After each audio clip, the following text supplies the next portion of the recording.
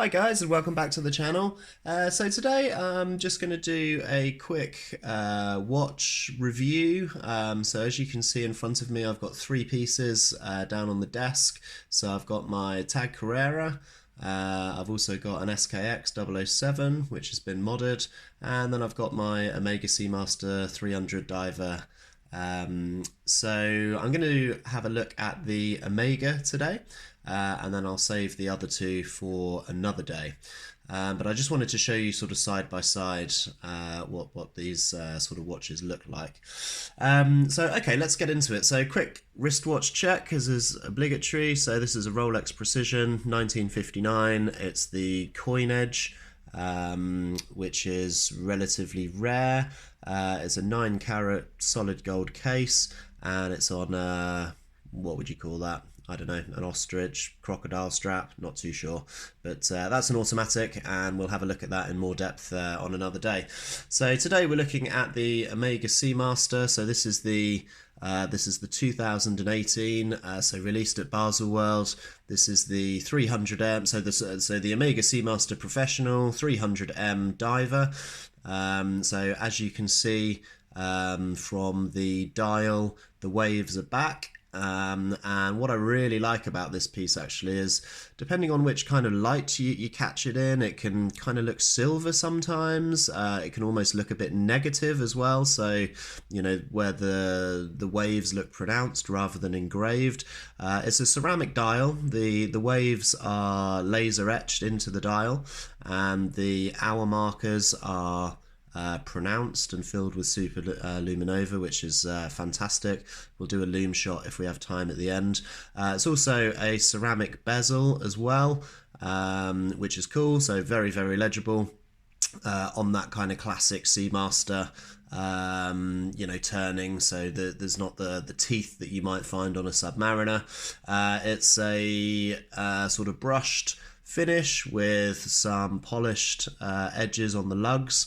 It's got the date complication at the 6 o'clock, so that's changed from the 3 o'clock position to the 6 o'clock position, and then it's got the in-house movement, which is the 8800. And let me just see if I can take this off the strap quickly, and I'll show you one of its other features as well. So on this particular diving watch, let me just take it off camera whilst I do this. One of the other kind of features of this particular watch, so here we are, is that for the first time Omega have actually done an open case back, which is fantastic. So you can actually see the movement, the 8800 movement in there. It's got the Diver 300M written around the outside.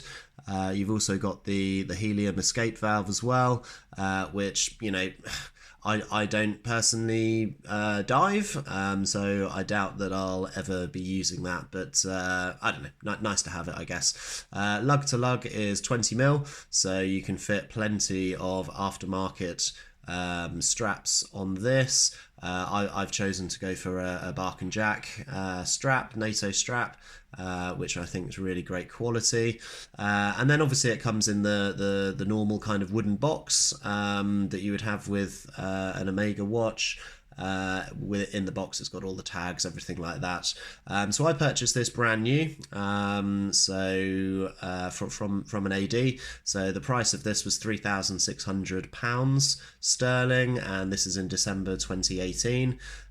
So what are my thoughts on it? Well, I've had this watch now for a couple of weeks. I'm just going to put it back on the strap just so that I can show you what it looks like. So I've had this watch now for a couple of weeks, and honestly, it's I've been really impressed. So I was in the market for a new quality dive watch. I was, you know, obviously looking at your kind of usual suspects, looking at a Rolex Submariner, either with the date complication or the no date. But, well, I think as we all know, buying a Rolex these days is pretty prohibitive. I mean, you know, I've got the money, etc., but I just can't buy one, which I do get why they're doing it. You know, I do kind of understand what their marketing is. But yeah, it's a bit disappointing that you can't actually kind of have what you want, but never mind. So I started to look around, and obviously the Omega Seamaster 300M, so the new model that we're reviewing today, had come out. Looking at it in more depth, I mean, I was just blown away by some of the specs. So here we go on the wrist. So this is a 42 case. And well, it's absolutely fine. There's absolutely no problem with that at all. It's not kind of overhanging or anything like that at all. It's not uncomfortable. In fact, it is very comfortable. It doesn't sit particularly proud either. I wear this with shirts underneath a blazer, etc. So yeah, just absolutely no problem with that whatsoever. I've come from an SKX. And also I have my tag as well. So I think both of these are, I think this is a 40. I think this may be a 40 or a 41, and this is a 42. And it just doesn't look out of place really, guys, at all. So I think I wouldn't worry too much if you have a smaller wrist. Certainly, no problem for me. I'm not a big guy, so I don't imagine that I've got particularly big wrists either. So there we go. That's just a quick overview of my new Omega Seamaster 300M diver. The loom on this, actually, I did say I was going to see if we could do a loom shot. I'm going to turn my light off and see if it actually looms up. Not really. Okay, well, we'll have to get that on another time.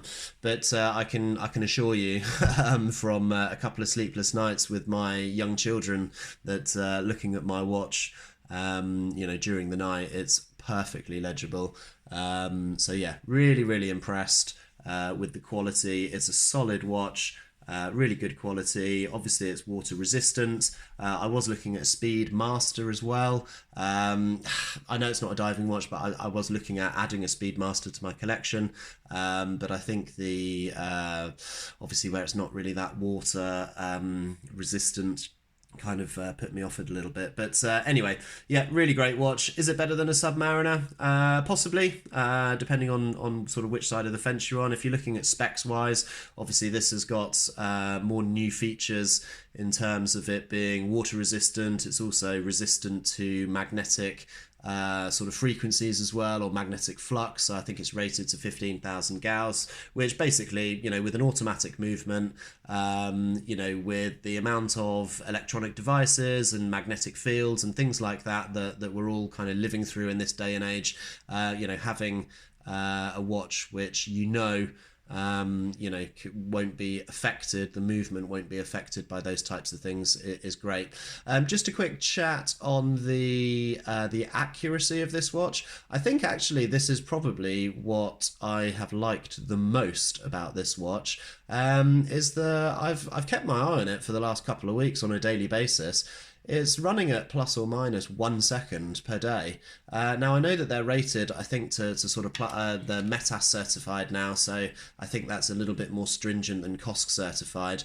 But even so, plus or minus 1 second, I certainly don't get that with the SKX, and I don't get that with the tag either.